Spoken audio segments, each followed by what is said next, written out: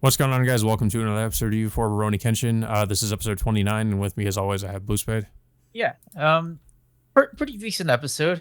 I mean, pretty obviously this is not the final confrontation as of yet, but it does follow up what happens in the last episode and how Kenshin ended up, yeah, I guess dispatching his most recent opponent, which of course ends up disappointing Shishio because he finds out in this fight that Kenshin uses a non-lethal fighting style to dispatch his enemies, and of course he uses the Sakamoto as a weapon rather than using a regular katana. Yeah, he's kind of disappointed that Kenshin isn't the famed Batosai that he'd heard about. Yeah, and of course Shishio mentions that Kenshin's pacifism is pretty much the reason why he's refusing to even fight him at this moment. But of course, before leaving, he allows Seita Sojiro to fight him in his stead by giving him one of his katanas to fight against Kenshin. But by the time they land their first blow against each other, um, the Sakamoto ends up being broken in half. But at the same Well, time, so they basically like wait and try to, I guess, strike each other at the same time, which pretty much ends in a draw yeah, because Kenshin has his Sakamoto just broken in half, but Seita Sojiro's sword is also like chipped. yeah, pretty much chipped beyond repair. Yeah. So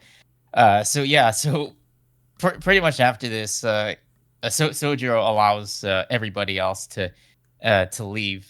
Of course, pretty much, well, not before telling Kenshin that that both him and Shishio will be waiting for him in Kyoto very soon. And of course, we go back to I guess, well, we see this kid Eiji, who's looking to take revenge against the guy that Kenshin ended up defeating in the last episode. But of course, both Kenshin and what was it? Masao? And this, yeah, Nasao keep him from doing so because it's obviously, for obvious reasons, it's not gonna bring his parents back, nor his brother, and of course, pretty much Kenshin gives his beliefs, that it's not right for him to take a life regardless of the situation. Rather, like he wants him, to live for the future, I guess. Um, Yeah. so Saito instead, like he decides to adopt this kid by having his wife take care of Eiji while Kenshin and Masao continue their journey to Kyoto soon afterwards. Yeah, and of course, there's kind of a comedic scene where I guess that surprises both Kenshin and Masao that he has a wife. Yeah. And of course, we haven't really seen her either. So, Yeah.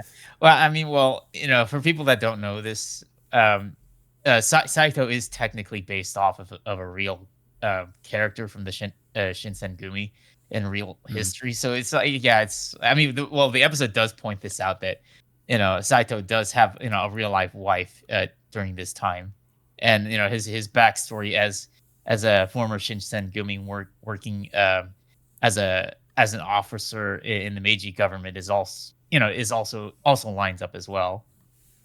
yeah. But yeah, we also cut back to Seita Sojiro basically going to, I guess, following, Well, well, Shishio, yeah, yeah, following Shishio, but then like some of Shishio's men are asking like what they should do, and Seita is basically like, well, I guess you could just stay here and wait until I come back and tell you what I guess what to do next. But we see that I think we see later on in the episode those men I think get rounded up by the yeah, villagers or something later. So yeah. So, uh, Sojiro just leaves them high and dry for them to be apprehended by the Meiji government soon yeah, afterwards. But of course, he does end up telling Shishio that how skilled Kenshin is, despite the fact that he uses a Sakamoto, which of course amuses Shishio to the point that that he'll probably face off against Kenshin anyway, despite his pacifist views. well, So, Shishio, I guess, is planning to recruit these, what were they called? Like the 10 swords of, fuck, what are they called? They're But like just, yeah, I guess these like 10 assassins yeah, essentially, to go up against Kenshin. yeah. But I mean, not just to kill Kenshin, but Shishio wants to bring back Kenshin's dark side. His Yeah, yeah. So he's dark basically like side. trying to bring back his Bato side nature, or try to get him to revert back to how he was before.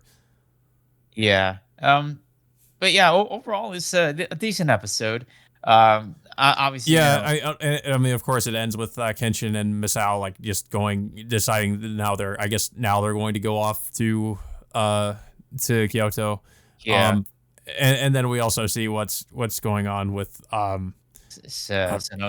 yeah, Sanosuke, where he's basically also traveling over there, but he's also lost at the same time. So Yeah, yeah, I mean, I don't know. It's kind of felt like I don't know. It kind of felt a little bit unnecessary for them to yeah, it have feels it like in most there. of the scenes with him are kind of like.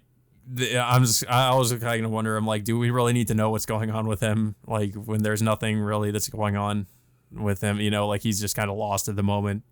Um, I feel like they could have cut that out and just had him like just show up again at some point, and not much would have been lost, and we wouldn't really have wondered, how he got there. He could Yeah, have at least briefly explained it. yeah, Uh, and we also know that Kaoru and Yahiko are also on their way to Kyoto as well. But of course, yeah, uh, but of course, Kenshin and and the others are still a little bit further behind than where Kaoru and Yahiko are are going because they're taking a boat to Kyoto, which is taking them a little bit faster than Kenshin and the others. yeah.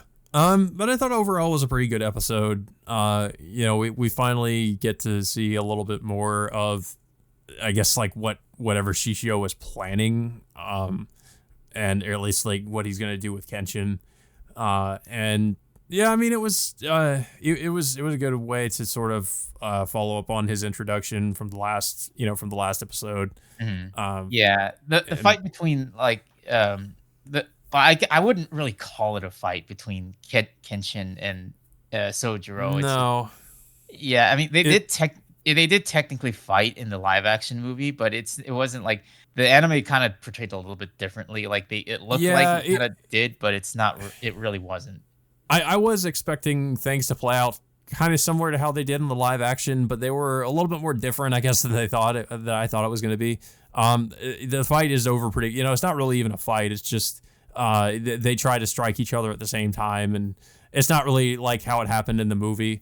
Where Kenshin kind of gets beat down pretty bad. It felt like it was much more one sided in the movie. Well, yeah, Um, I mean, in the movie, he still got his Sakamoto broken in half. yeah, no, that still happens. It's just like it happens a little bit differently. Yeah, Um, I didn't mind how it happened here, though. I mean, I think it made sense, yeah, especially considering Kenshin is supposed to be a pretty, still a pretty skilled warrior. But I guess the movie was just trying to, sort of have it so that he was sort of beaten down and he had to sort of get himself back up and, get